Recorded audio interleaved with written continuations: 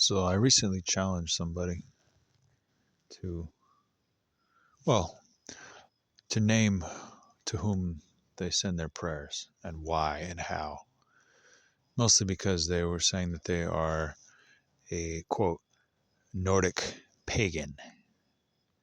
And I was saying, well, that culture no longer exists. So that's not really true because that culture has been extinct for a long time. And so then they were calling me a hater and all that stuff. And I was like, I'm not really even giving it that much attention. I'm kind of just looking at it in passing. But it's like, you can't just, make shit up, you know. So I said, can you name to whom you pray? Can you name the spirits to whom you pray and what they represent and all that stuff? And they couldn't do it. So it's one thing that, there's a lot of jealousy associated with if you have a culture. I see it among the Jews. I see it among people from East Asia and people from American Indian tribes. We have a culture, and many people who pretty much don't. Like, well, if you do it, then why can't the rest of us? And it's like, well, because it's accurate when we do it. It's not so accurate when you do it. But in any case, it's not really my job to put somebody down or nothing, but it needs to be explained. I don't just make shit up. I'm following the footsteps of my ancestors.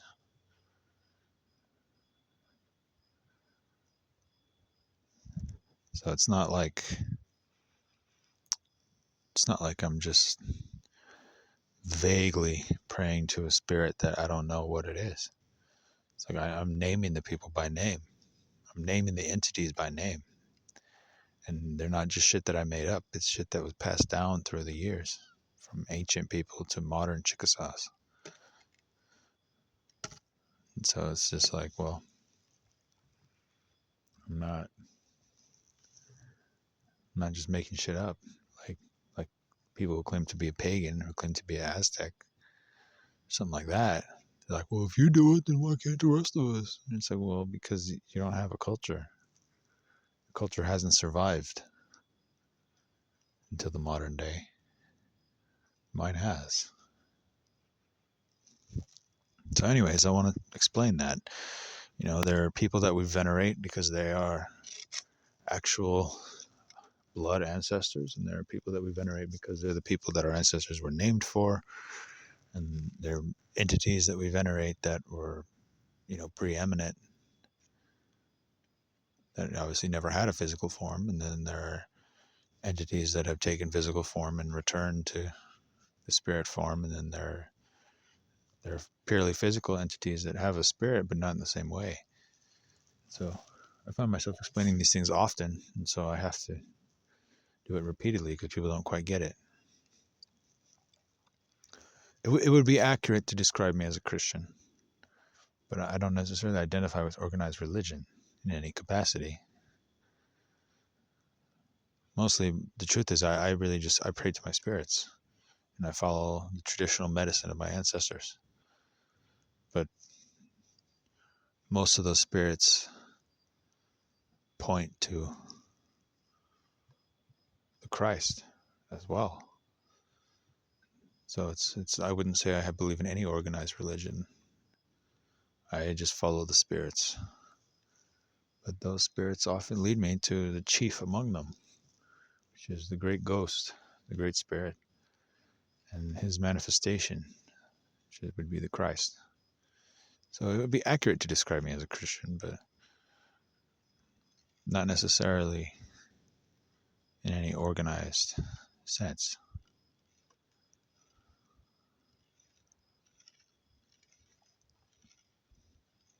So, with that being said, who do I pray to? Well, we have to establish the difference between worship and prayer, right? Prayer according to our understanding of the word and my culture, is essentially you're speaking into the spirit world.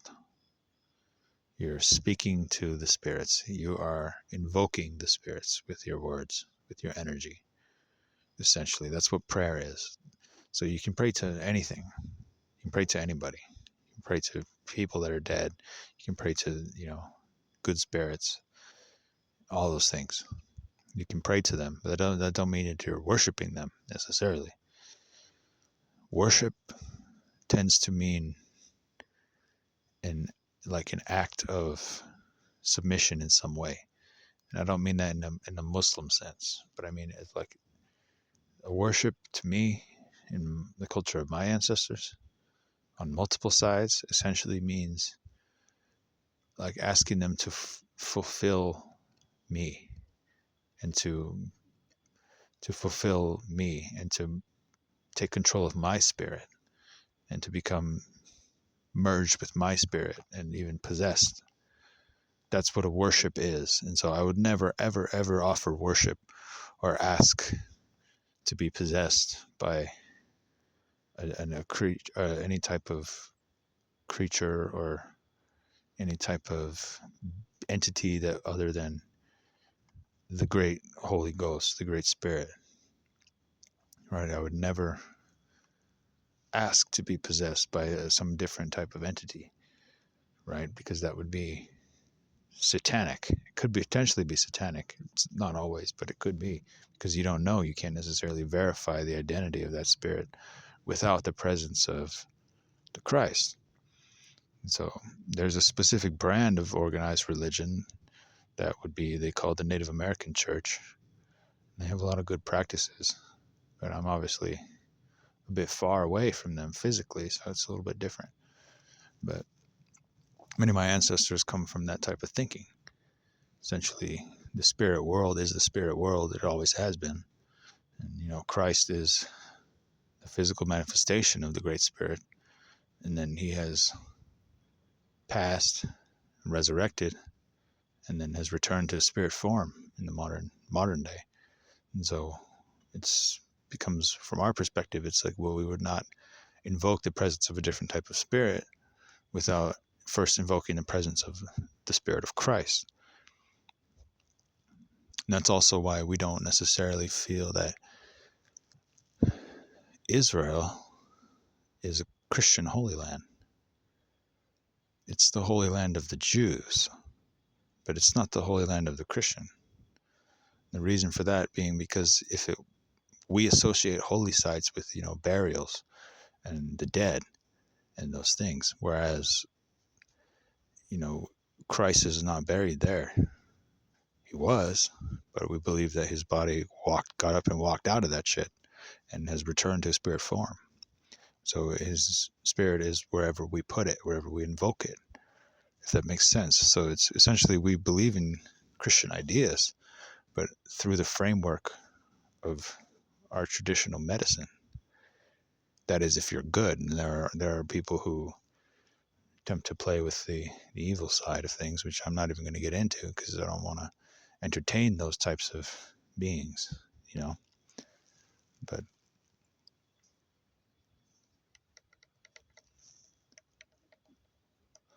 that's essentially what it is. We don't believe that Israel should be considered a holy land for Christians necessarily,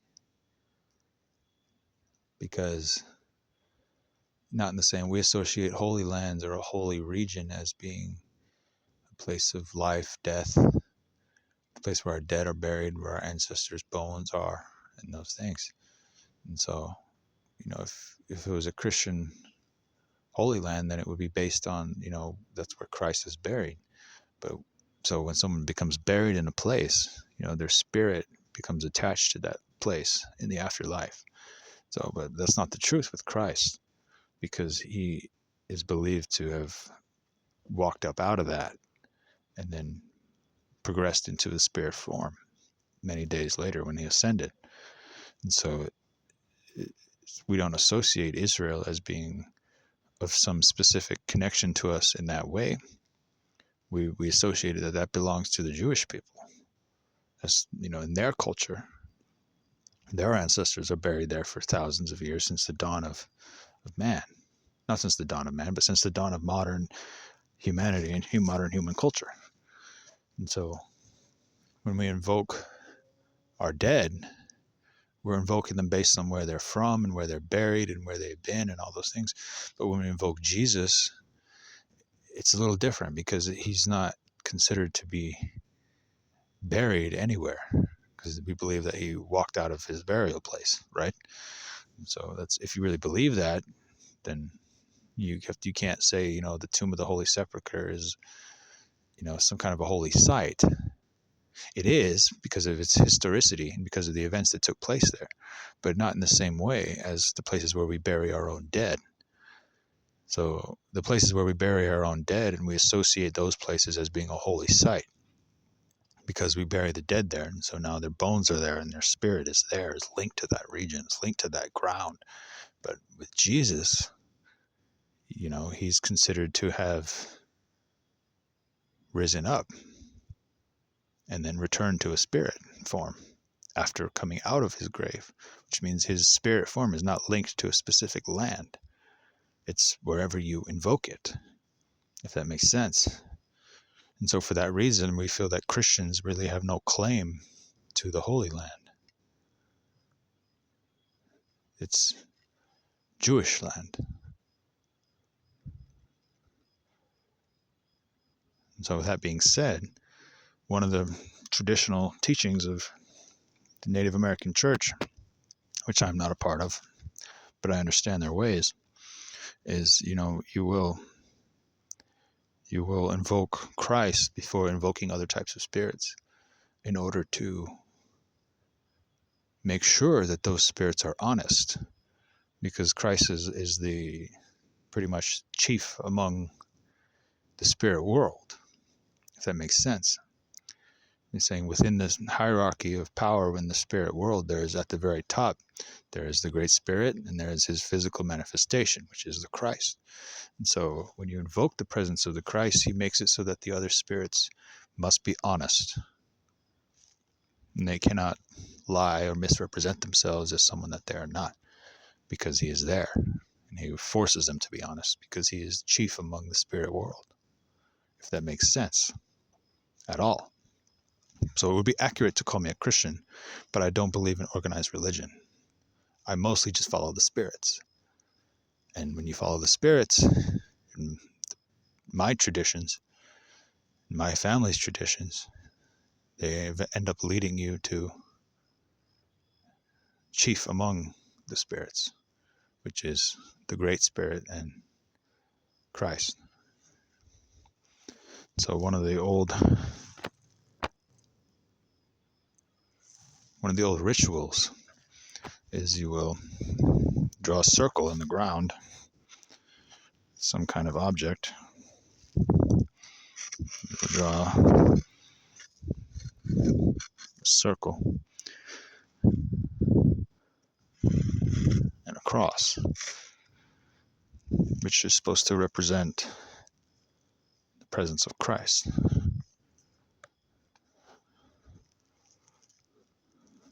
And so when we do that, we are invoking the presence of Jesus Christ with us. And it's not just some goofy shit. Like, it's something meant to be taken seriously. It's meant to say, now that we have invoked him and he stands beside us, he now forces any other spirit we invoke to be honest. Because there was a point, if you read the old books of the prophets and the Hebrew Bible, they talk about where, there was a witch, and she attempted to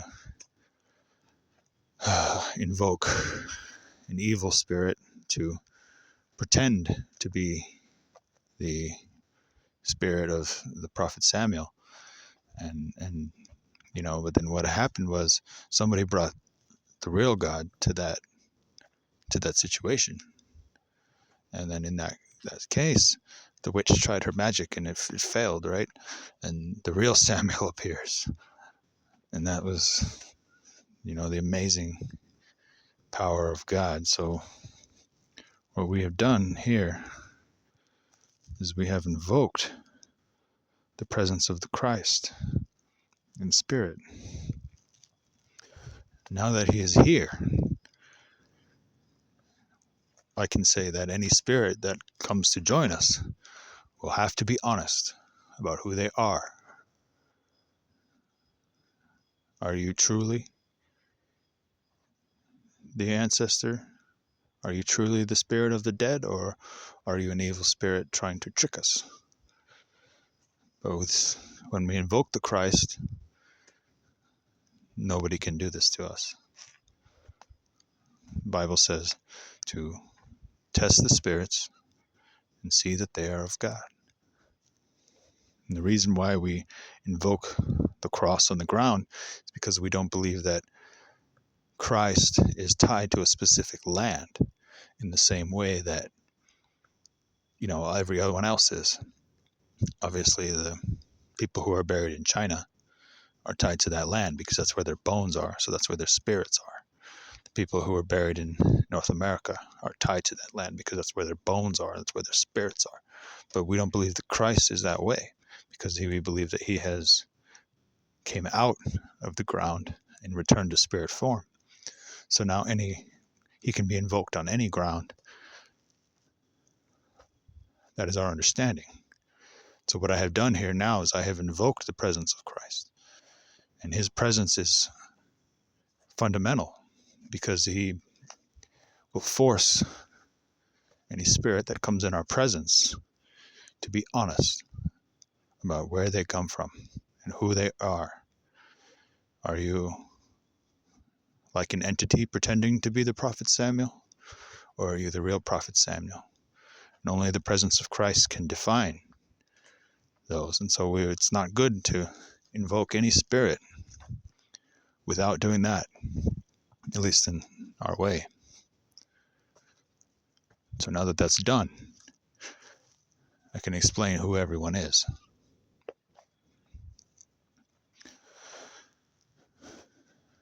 In my culture, the creator is known as the Abba-Benili, which is also the same word that we use for the guardian spirit or the great spirit. And it has always been believed that he exists in more than one form.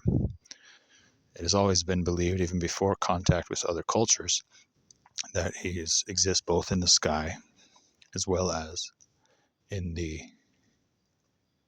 spirit world that surrounds us in the unseen. He manifests as an apparition, and we often ask him to take control of our body, to possess us, because he's the creator of all things, and he's the guardian spirit.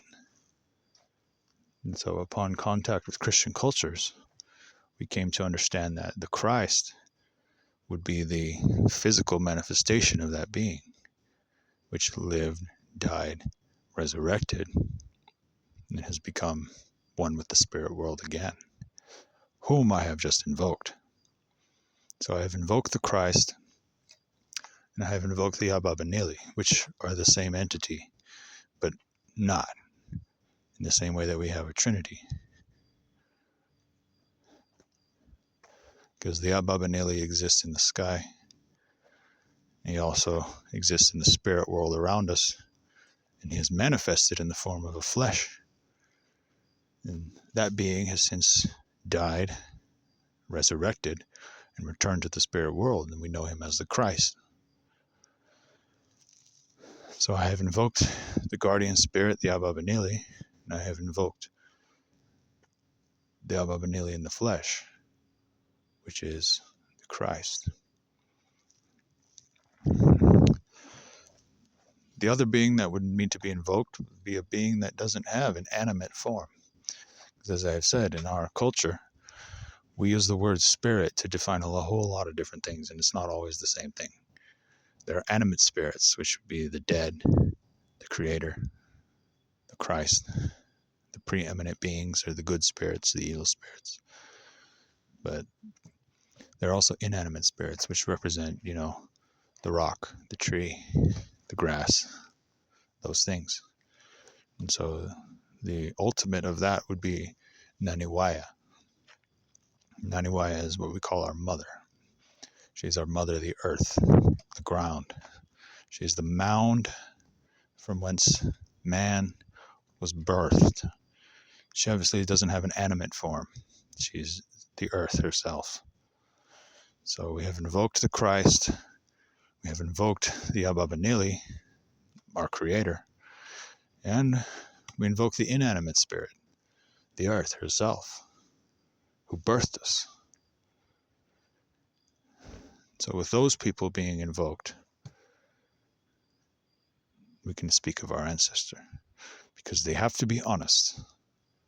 They cannot be someone else pretending to be our ancestor in order to trick us with some evil thing. We cast those out. We invoke the presence of the Christ in order to display that no evil can come near us.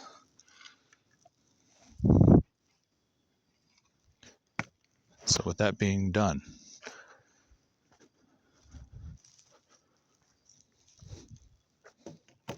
who are the ancestors? And who else must we speak of?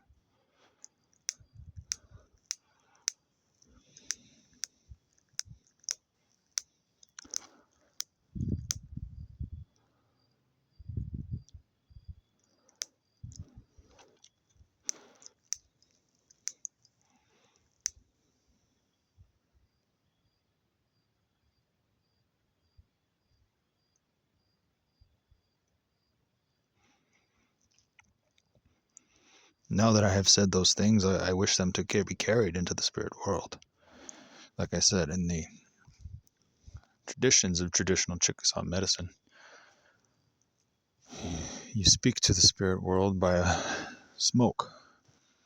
So a being would be invoked via presence of smoke and by the presence of speech associated with that invocation. So you used to have to inhale the tobacco or whatever else and say your prayers and then send them out with your smoke, because the smoke is a representation between the physical and then it dissipates into the spiritual. However, for the purpose of health, we don't always have to breathe smoke, so we can do this. And as I said, I have invoked my creator, the Ababanili. I have invoked the Christ, and I have invoked my mother, the earth, the Naniwaya.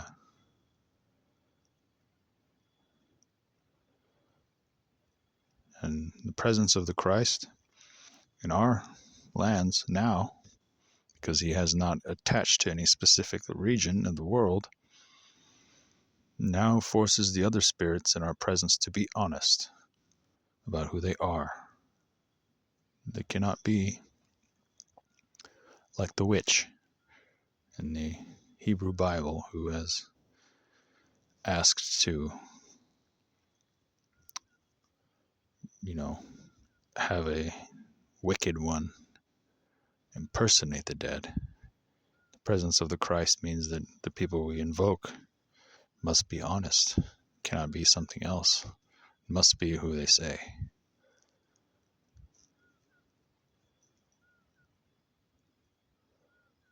So with that being said, who are the ancestors? Well, I am a Chickasaw, which means I am a descendant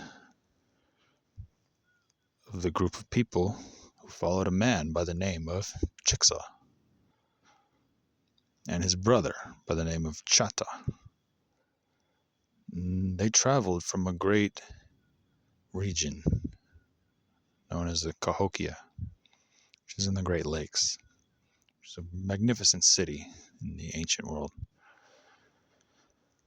And they migrated south from there, Chata and Chickasaw together, two brothers. I invoke their presence here today.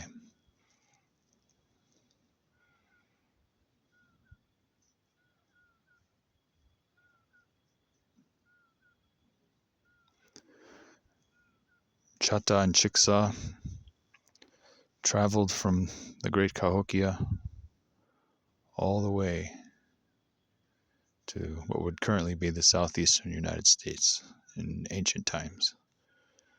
They had a great disagreement. The story goes that the tribe would follow the two men, and then they would at some point implant a staff in the ground. And when they would return and the staff would lean in a certain direction, some interpreted that as, well, we must travel in that direction. Others interpreted the staff leaning in a certain direction as being a symbol that they had arrived, which is why the two brothers had a disagreement. Some members of the tribe felt that the way the staff leaned implied that they had arrived. Others felt that the direction the staff leaned in implied that they were meant to go in that direction. And there was a great disagreement about it. And that's why the two brothers took opposite sides of that disagreement. And then when that happened, the members of the tribe who followed Chickasaw went in a certain direction, and members of the tribe called Chata went in a different direction. They're the same blood, which is why today we have the Chickasaw and the Choctaw. Two different tribes with the same blood. Very close language. But that's why I invoke Chickasaw and Choctaw, the men, their spirits, to stand among us, even now. Because they are, even if they're not our blood ancestor specifically, they are the leaders of the group of people from whom our blood ancestors derive.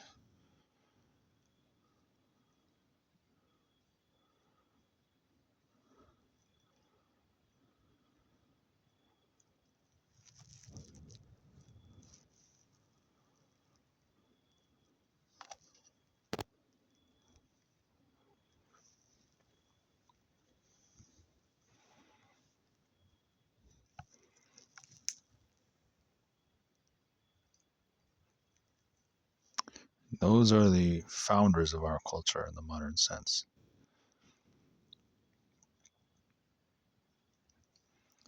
And by modern, I mean, several thousand years ago.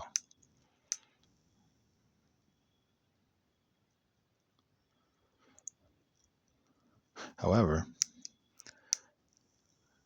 that is more so the ancestors of the Chickasaws and the Choctaws and their leadership in an ancient sense that I have invoked here today. However, we're also speaking of my specific ancestors on a personal level.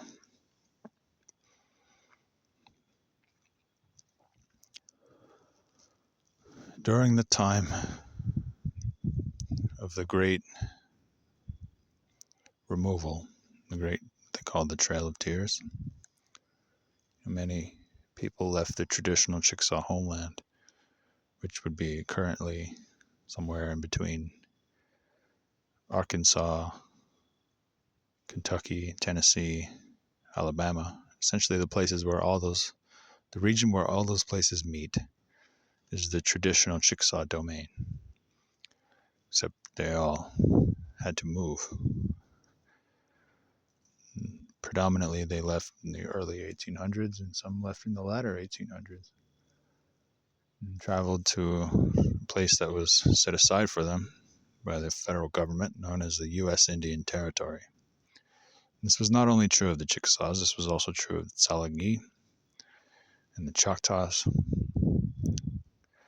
and the Seminole and the Muskogee Creek. All 5 tribes had to pack up and walk. And they walked from there to there.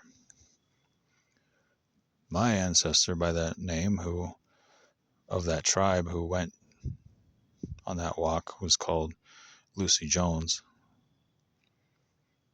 She was born Chickasaw in the old Chickasaw homeland. She traveled from there all the way to the U.S. Indian Territory, which is currently known as Oklahoma. But at that time, there was no such state as Oklahoma. They went to a region set aside for them known as the U.S. Indian Territory. During that time, the Chickasaws were sharing land with the Choctaws. So the federal census that documents her existence and her place of dwelling is actually taken by the Choctaw Nation, but it has her listed as a Chickasaw woman of full blood. And so I would like to invoke her today as well,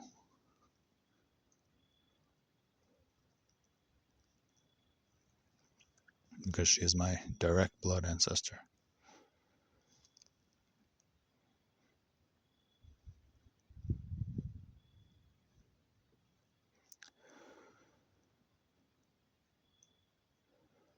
So she was born in the old Chickasaw domain, and she made the trek across the country to the U.S. Indian Territory and the Chickasaw Nation and the Choctaw Nation. And her husband was from the United States. He was a soldier in the U.S. Army, and his ancestry was actually Dutch West Indian. By Dutch West Indian, I mean he's of, ancestry from the Netherlands in North America, but also ancestry from the Netherlands and Sweden and various indigenous peoples that are no more, that had been absorbed into colonial populations and then moved to America via the West Indies.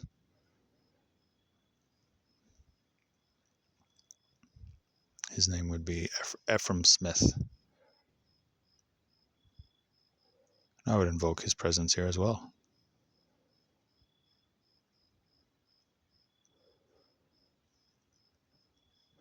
Another one of my ancestors who made the trek from the old domain to the Oklahoma Cherokee Nation, or what is now the Oklahoma Cherokee Nation, was called Fanny Thomason.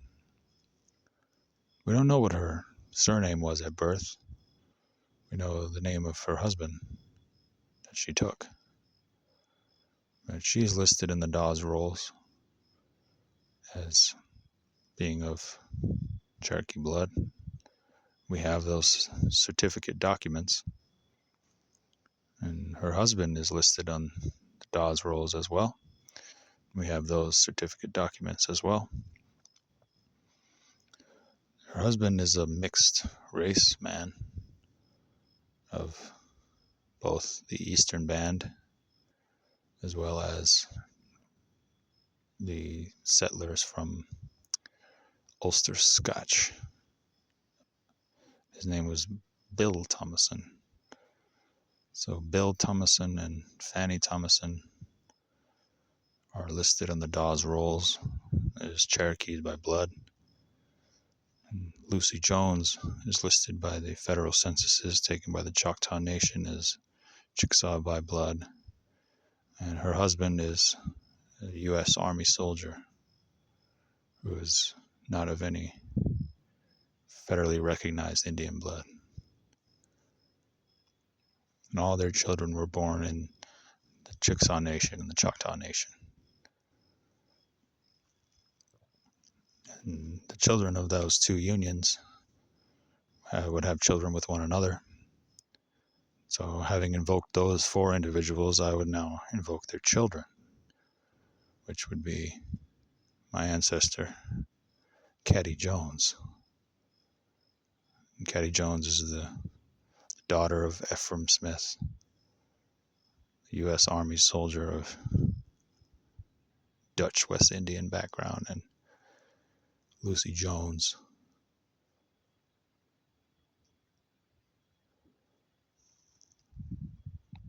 Chickasaw woman. and her husband was Dove Thomason. Dove Thomason was the son of Bill Thomason and Fanny Thomason, both of whom were listed by the federally recognized Indian blood in the Dawes Roll certificates.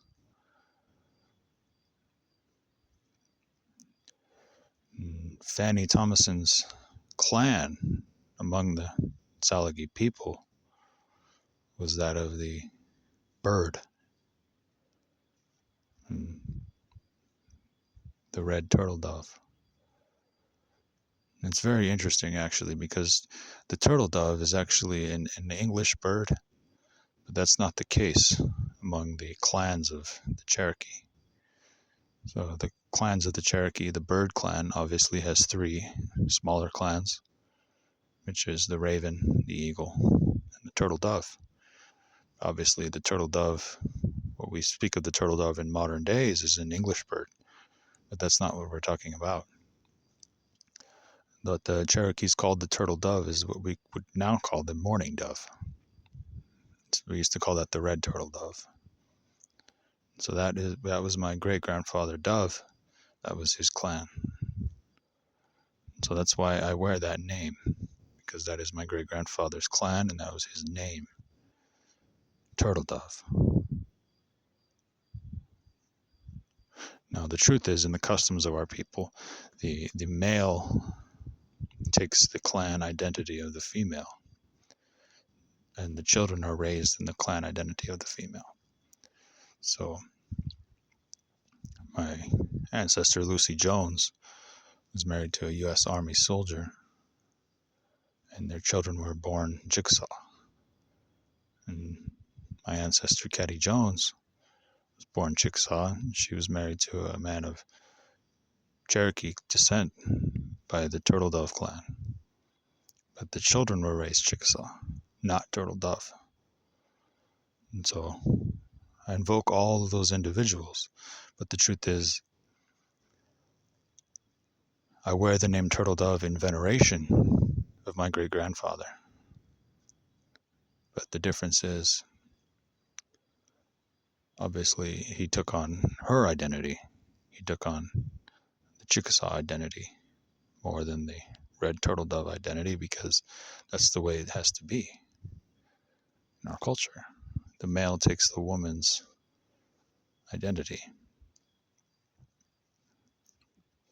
and the children are raised that way. But the main difference between the Chickasaws and the Cherokees is that the Cherokees are so large that they've managed to maintain the clan system, whereas among the Chickasaws that was not able to be done because the clans were dividing a small nation. The Chickasaw Nation is a lot smaller than the Navajo Nation, for example, or even the Cherokee Nation, which is why they did away with all the individual Ixas.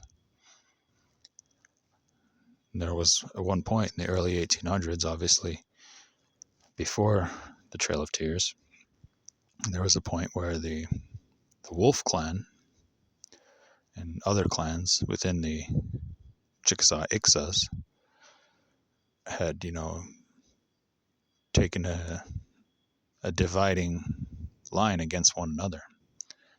So obviously there was such a thing at that time known as the Spanish West Florida, which was obviously a different territory than the United States. And you had the old Chickasaw domain wedged in between the two. You had the encroachment of the Spanish settlers in Florida and Alabama from the south, and you had the encroachment of the Anglo-American settlers from the East Coast, kind of pinching the Chickasaw Nation in between the two. And so then there was much pressure to continue with the United States, as Pio Minco, and during the Revolutionary War, had actually signed many treaties with George Washington and had established solid relations with the United States. But there was a push within the tribe to instead sign treaties with Spain and be among them. So then there was much disagreement among the Chickasaw Nation based on clan lines. There are many clans who favored joining Spanish West Florida, and many clans who favored continuing independently and with treaties based on the agreements with George Washington. So in that time, there was a great division among the tribe, among the nation, based on those clan lines. And so many among the tribe came together and said, it's time to do away with the Ixas. The Ixa is the word for clan in our language. And so we've done away with those since that time, since the early 1800s. They say the Chickasaw Nation is too small to be continually divided into further clans, because then they take strong disagreements with one another, and then it threatens to rip the nation apart, and we can't have that. So traditionally, ever since that time period, the Chickasaw Nation has never had individual clans. There has only been the Chickasaw Nation. Whereas among the Cherokees, they're so large, and they did not necessarily have that experience of being ripped apart, having to decide between Spain or USA. So they have kept their clan system. But in any case, in our culture, it's the male who takes the clan of the female and raises the children in the clan of the female. So in an intertribal marriage, you will have the male taking the female's tribal nationality or her clan, if she has one. The difference is, in this case, Mr. Dove was taking his wife, who was a Chickasaw woman, and he would take on her identity, which means that he would not pass the clan identity to the children. The children would just be Chickasaw. That doesn't mean we can't venerate his clan. That doesn't necessarily mean it's the same thing. In any case, the child of Dove and Caddy is Wanda, which is my direct ancestor, my grandmother. And I will invoke her here today also.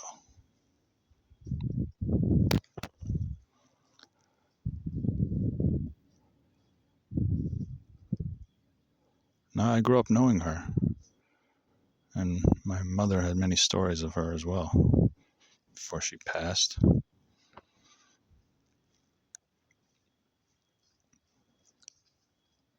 She was born in a city called Chickasaw Village. That's actually the name of the city. And as I said, all her parents and on both sides of her family were quantifiably of federally recognized Indian blood. Not to mention U.S. Army.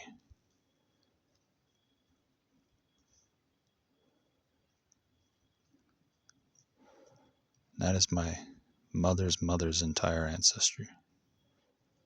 And it is mainly the reason why I'm considered a red man, a red Chickasaw man. Because those things can be quantified by a federal recognition of the tribes that have taken those documents. And very few people can say that, and I'm very proud to be an Indian. I will continue our ways as best as I can.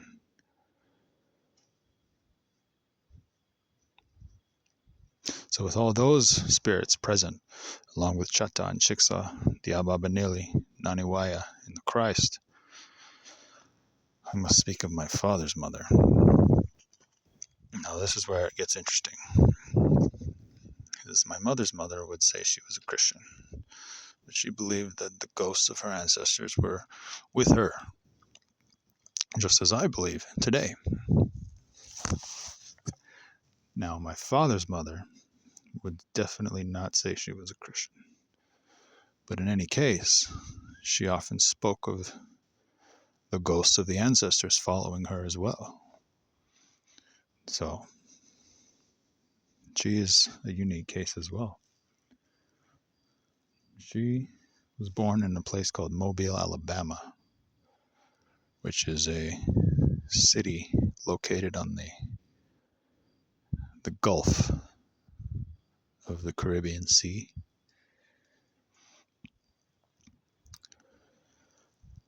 her father, she said that she claimed that she witnessed his spirit climb up out of his body and walk away when she was a little girl. She claimed that.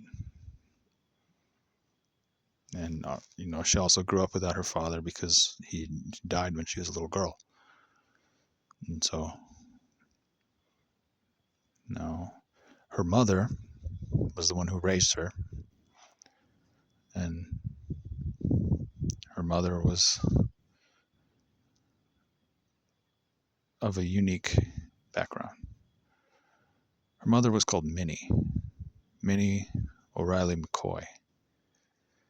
And the reason she's called that is because of her unique ancestry. Her McCoy side is from the Chickasaw Nation as well. But they are quantified on the federal documents as the children of Samuel McCoy. Which might sound like whatever it sounds like, but Samuel McCoy was a Chickasaw freedman. If you don't know what that is, I don't have a lot of time, but the Chickasaw freedmen are the result of when folks from Africa were shipped across the ocean, brought to North America, and were adopted into the hereditary tribal clan of the people who took them in. Now, no matter what you think about that situation, the culture and the passage of identity was not African. It was Chickasaw, which is why we refer to those people as Afro-Indigenous people.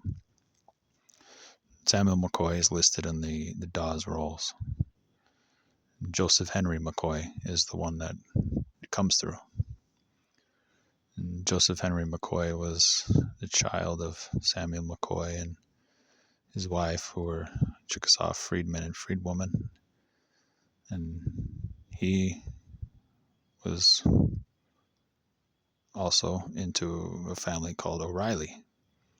That O'Reilly family has McCoys in their family too, but those McCoys are from a different place. They're actually Mackays originally. They come from a place up in northern Scotland, and they went to Caribbean for a while, the West Indies, and then into North America from there. But that was a very long time ago. That was like in the 1600s. And then those bloodlines converged with the bloodlines of the Chickasaw Nation freedmen, resulting in Minnie O'Reilly McCoy, which would be my father's mother's mother. I have invoked my father's mother, Harriet Shira, and I have invoked her mother, Minnie O'Reilly McCoy. And they're standing here with us as well, among all the others I have invoked.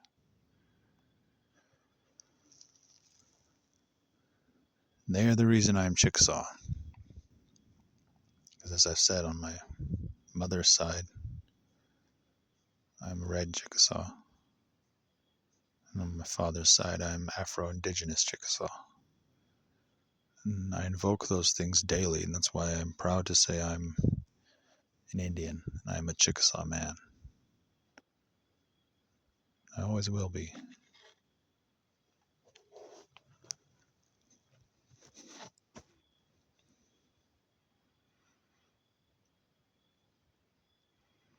But I have yet to mention my father's father, or my mother's father.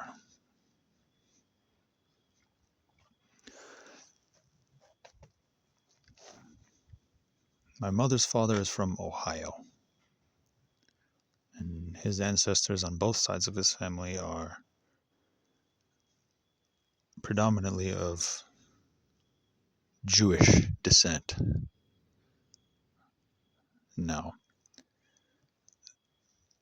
the difference is, I don't follow Jewish tradition. and neither did he. He wasn't raised in it.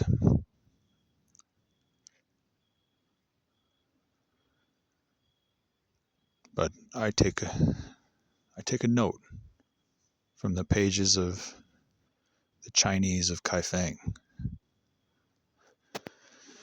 And I don't have a lot of time to speak of them, but as I have invoked my grandfather, whose ancestors are predominantly of Hebrew descent,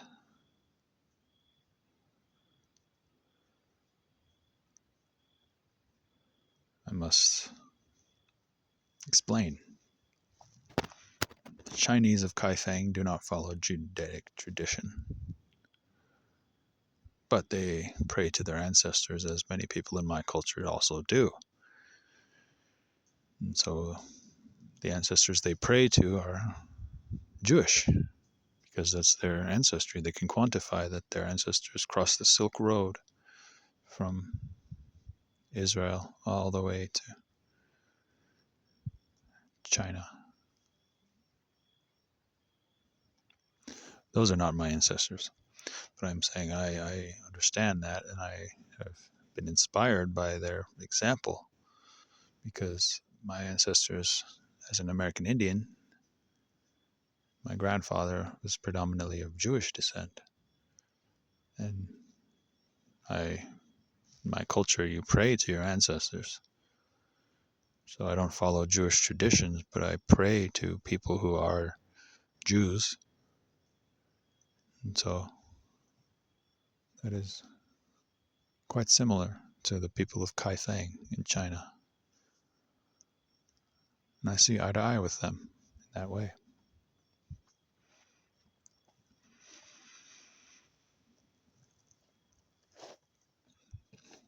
And my father's father has a whole rich ethnic background that I could go over, but might not be necessary because, like I said, our culture is predominantly matrilineal. If you look at the way things have been done, you know, the Turtle Dove clan of the Talagi has merged with the Chickasaw Nation in my blood. And then they have merged with a Caucasian man of Jewish descent, producing my mother. On the other side, the Chickasaw freedmen have merged with my grandfather, my great-grandfather, Mr. Schurer. But as I said, my grandmother claimed to not grow up with him. She said she watched his spirit climb up out of his body when she was a baby and walked away.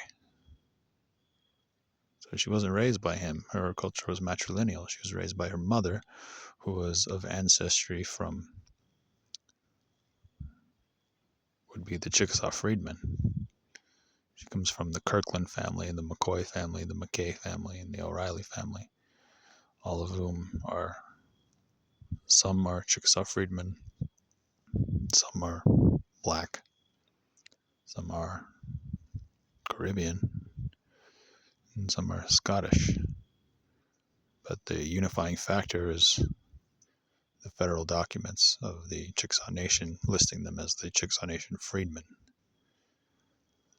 And so that is her ancestry. And her father is of a completely different ancestry, but she was not raised by that man. She said that she watched his spirit climb up out of his body when she was a little baby and walk away. Similarly, my father was not largely raised by his father.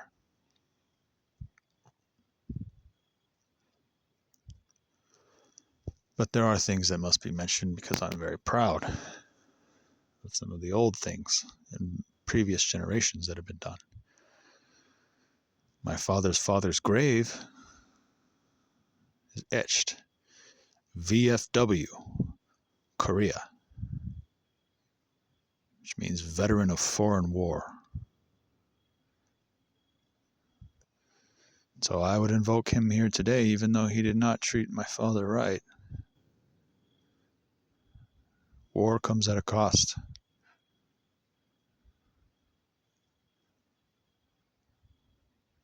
Sometimes the warriors of our nation end up neglecting their own families in exchange for their service,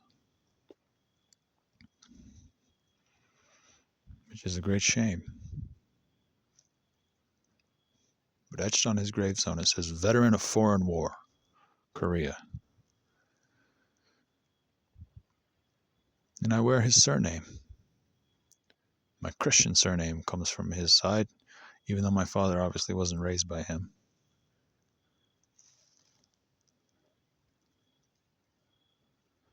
And so I would invoke him here today, because I believe in the afterlife you have the ability to right your wrongs.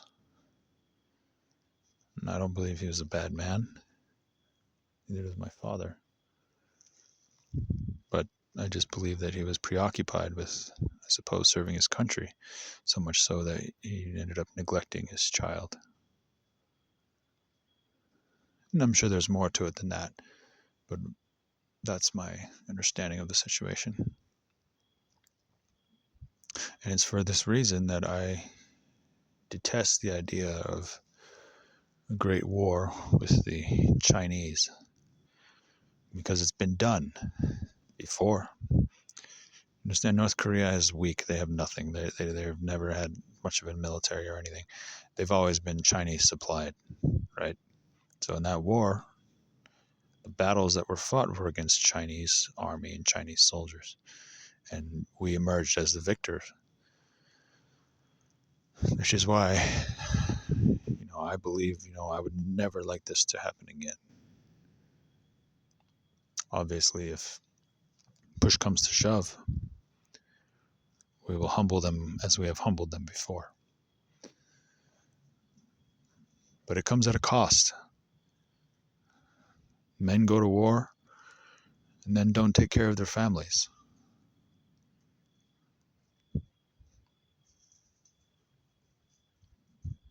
So it comes at a great cost.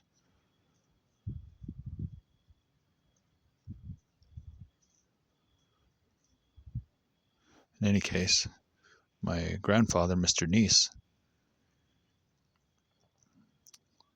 his mother was not born in the United States.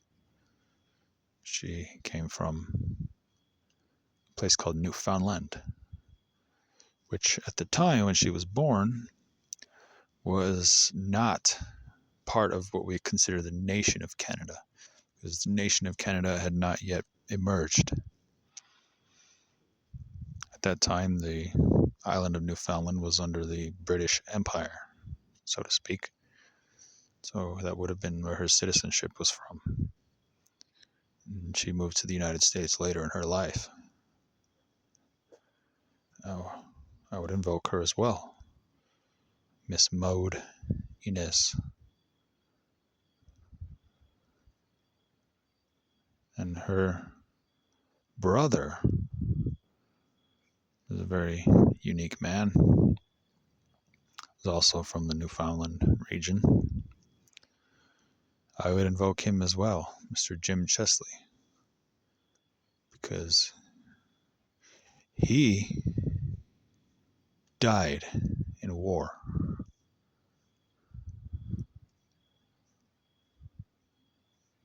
He died in a foreign war. But obviously, like I said, they were not born in the United States. They were born in what was Newfoundland. And so he died under a Union Jack in the First Great War. I would invoke his spirit here today because I'm very proud of him. He's not my blood ancestor, but he is the brother of my blood ancestor.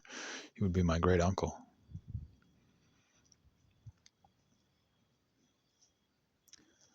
It's very important to invoke him here today. His ancestors and the ancestors of my great grandmother can be traced in the Isle of Newfoundland to be of both the English population as well as the original population of that island. The culture that was known as the red ochre culture. Obviously not all, but many Native Americans, as well as other groups in the world, have used red ochre. but they're not defined by it solely, whereas that was the case in Newfoundland. And so when you see me wearing red ochre on the body, that's what it represents. I'm representing their ancestors, the Algonquian. Now, among the Chickasaws, we wear red ochre on the top of the head, because in Chickasaw culture, to be a warrior is synonymous with being an adult male. And the traditional warrior hairstyle is to be bald and to cover the head in red ochre and the bottom of the face in black paint.